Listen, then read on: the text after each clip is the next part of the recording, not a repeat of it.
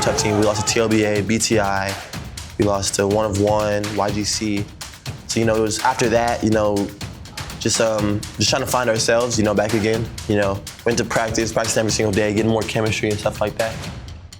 It's not easy to continue to stick together and stay connected after you've lost a number of games in a row and are seeing yourselves as kind of at the bottom of the tables, to be honest. It was just a matter of when they would click and when they would turn it on, and when they did, that's when their run happened.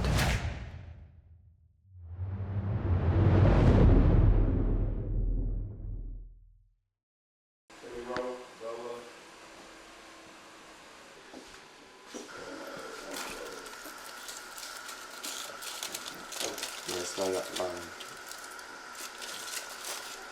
Breakfast tacos, bacon and egg always, but we don't usually have this, so other than that, I guess I'll just get cereal, or if we have any food in the freezer, I'll just get that. This is Katie.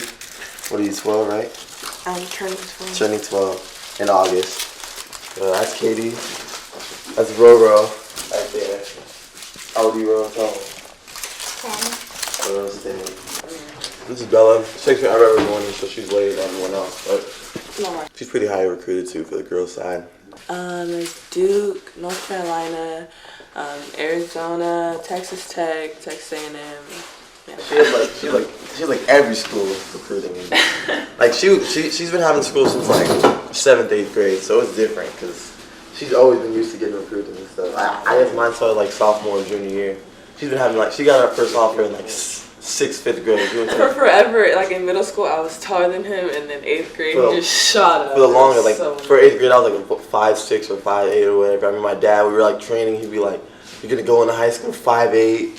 You're gonna be on freshman team, B team."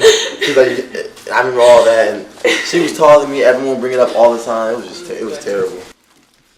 I don't like wearing sleeves when I play, so I'm wearing this undershirt. Even if you see me wear sleeves, I usually roll them up because I can't shoot with sleeves on, so.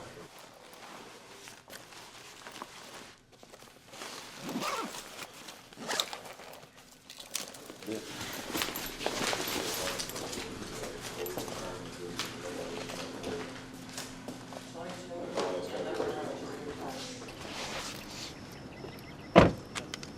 So this is Brennan right here.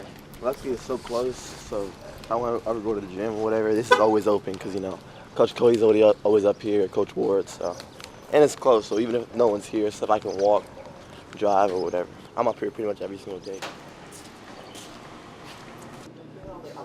Where's he? He's at the hospital. I told my friend, I was like, yeah, he's not coming, bro. Yeah, no. He's not gonna come. No, before you said the text message, I thought you just didn't want to work. Bro, play Plunder. You remember the Plunder days. They just got me. 12. 1, 2, 3, 4, 5, 6. Yeah, I'm at high school, Brennan High School. I've been here since freshman year. We had trained this morning, started at 8:45. It was a competitive day.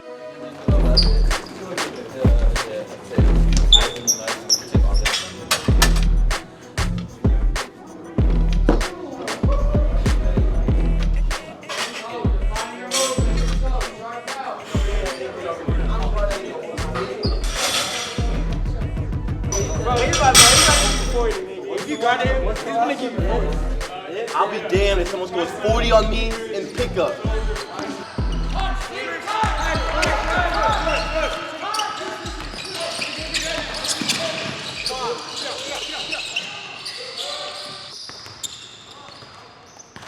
For me, it's just trying to constantly get better.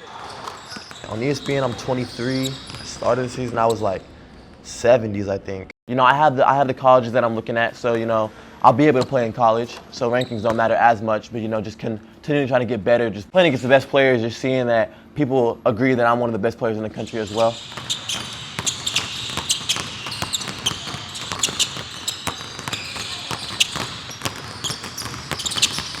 When I was younger, when I used to play with my brother, because my brother's I think 21 now, so he's like 4 or 5 years older than me. Before I could even really get the ball to the rim, if I wanted to play, I had to do 2 things: was defend and pass the ball. So I think that's where I got my passing from. I think passing always kind of came natural for me. I kind of had to kind of grow as more being a scorer. But just seeing the whole court passing, that's kind of how it is. So I've always really been a passer, just to be able to play at higher levels.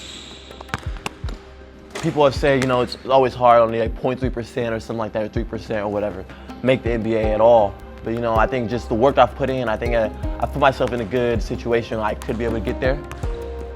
I have a lot more things to learn, a lot of things to get better at, go to college and actually perform. But you know, if I get there, it'd be great. I feel like I'll definitely be one to cry if I get drafted. You know, I was talking to this with a college coach. If I were to be anywhere, I feel like I wouldn't really want to be in like there.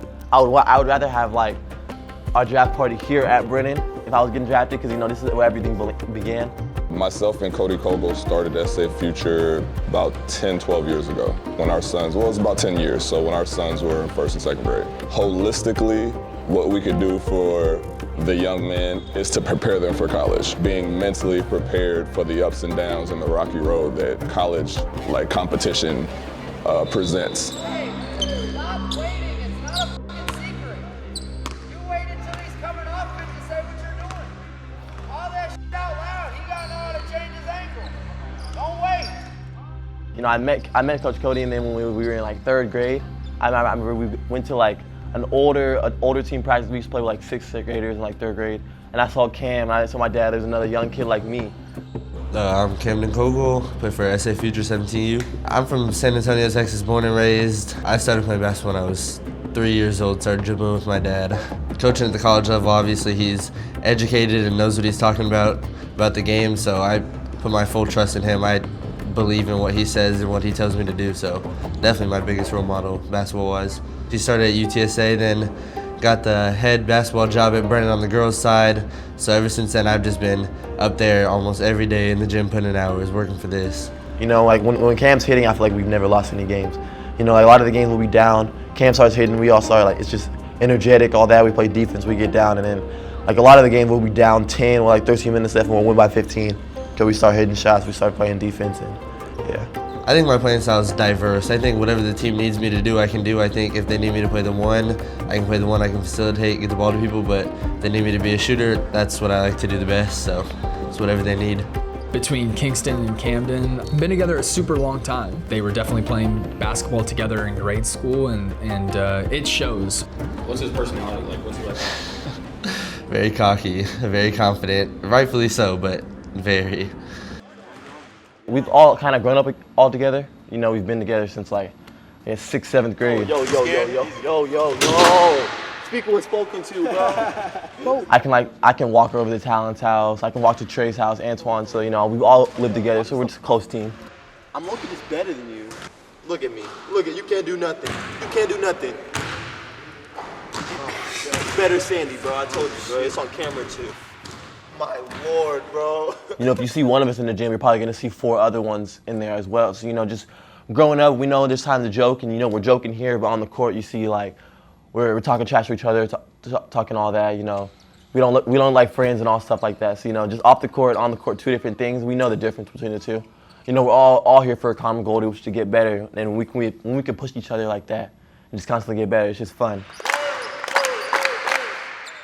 You know, when you think of Puma, you know, it's a newer circuit. People think it's like they're just there, you know, not really talent. But we have a lot of the top 50. You know, Nick, we talked about Chris, even Caden Edwards. You know, like we have great players. So just Puma's here and Puma's next. So yes, sir.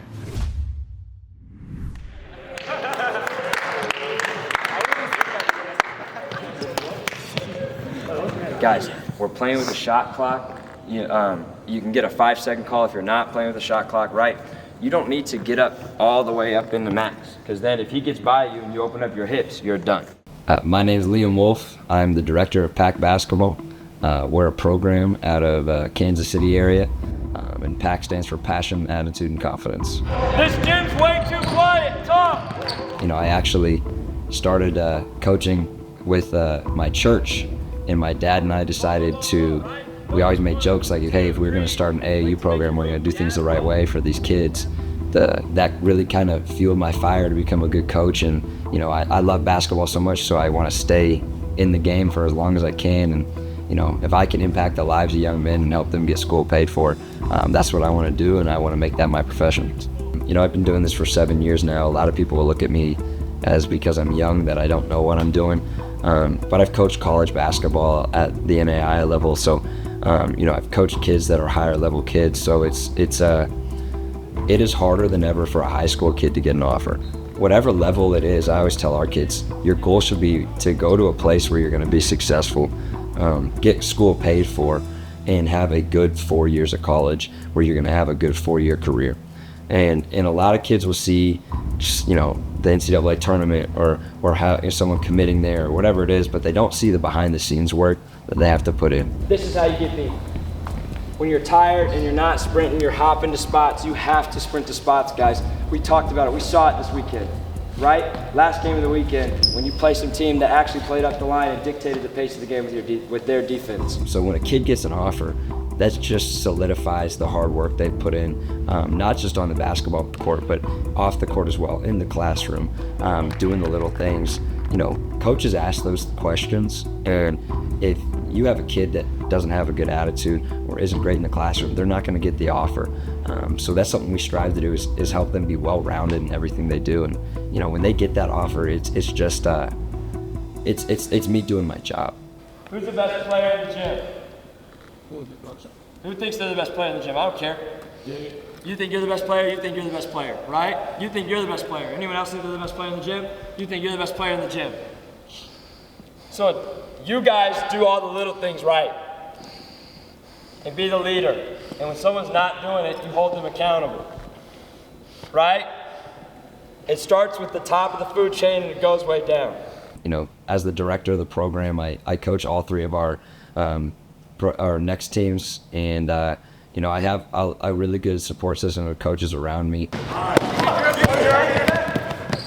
me the ball. Mike, go out there. Get out there, Coop. I don't know how many times you see the 16s. You guys close out like this, and you let a guy beat you, and you do the Olay crap. Would you stop it, man? I don't know how many guys I see do that crap. Would you go there, take the ball?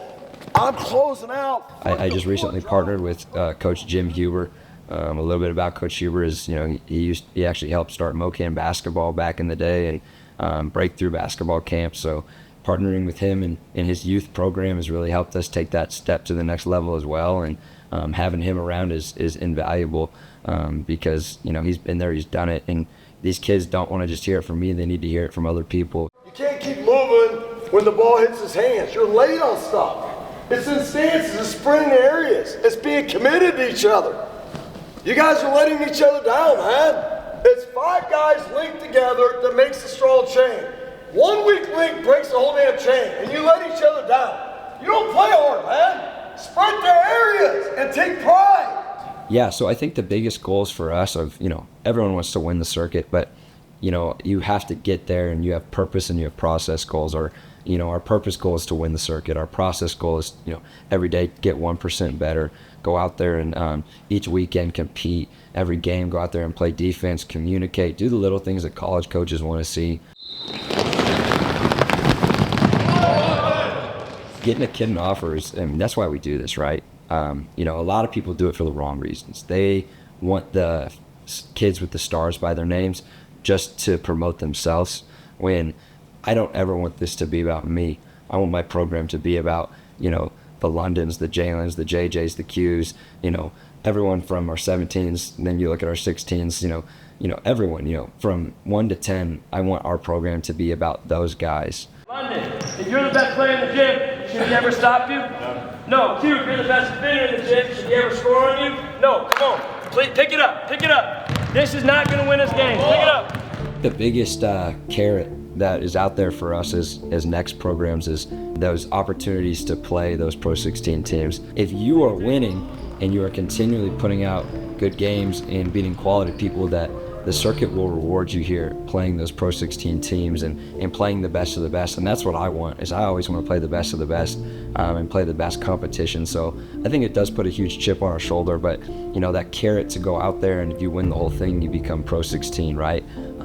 And that's what I think separates our circuit from other circuits, and the big reason why we came back, and the big reason why we work every day on practice, just getting ready to get out there and compete. So you think you're the best player, right? You think you are? If you're the best player in the gym, you get the best effort. You're the best leader, but you're not. You can tell you that you're a point guard.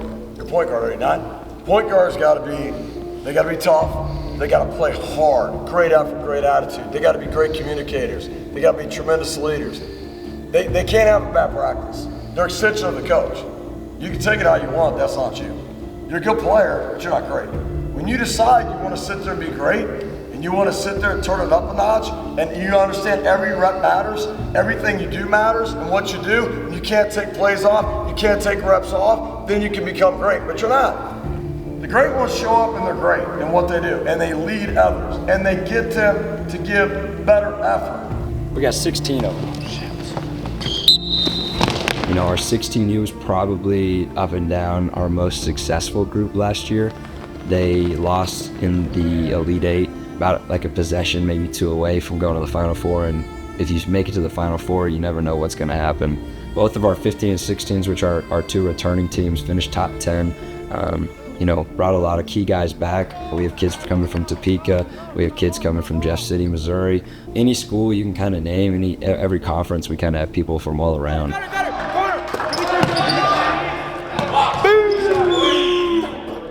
And it's a good group of kids, and a goal of ours is to bring kids from all different types of demographics, backgrounds, religion, whatever it is, and show that together they can, you know, in that moment accomplish winning a basketball game or a drill or a practice, but down the road work together in life and make this city and this community a better place. It starts with the leaders, right? I need people to step up, whether it's with their play, whether it's just with communication, whatever it is, and holding people accountable, right? Doing the right thing. If it's contagious, right? Energy is contagious. Effort's contagious. It's all contagious one way or the other, right? If you have really good energy, it's going to be contagious to the people around you, right? You were out like 5 times in a row. You didn't stop talking. I'll give you props, right? Your team was winning. You were talking. Hey, here comes a Wolf. Talk. Boom, boom. That's how it should be. When you're in and out of games, everyone should be talking. Good body language, right? We have to get that as a habit. Because when you guys play at that next level, if you get the chance to, and you don't have that habit, you're going to be well behind a lot of other people. Raise your hand if you want to play college. Hands down. I'm just telling you, you go to college and you don't play with good effort and you have bad attitudes, you know what they're going to do? They'll kick you out of the gym, first of all, and they'll make you run. If you don't get it, they're going to replace you. And here's the deal. You want to be successful? You want to be successful at the highest level, you know, Puma, whatever, the circuit, you got to defend. Guys, we're done saying, hey, we got talent, because everyone has talent on the circuit. Hey, together on 3, family on 6, loud and proud. 1, 2, 3. Together, 4, 5, 6. Family.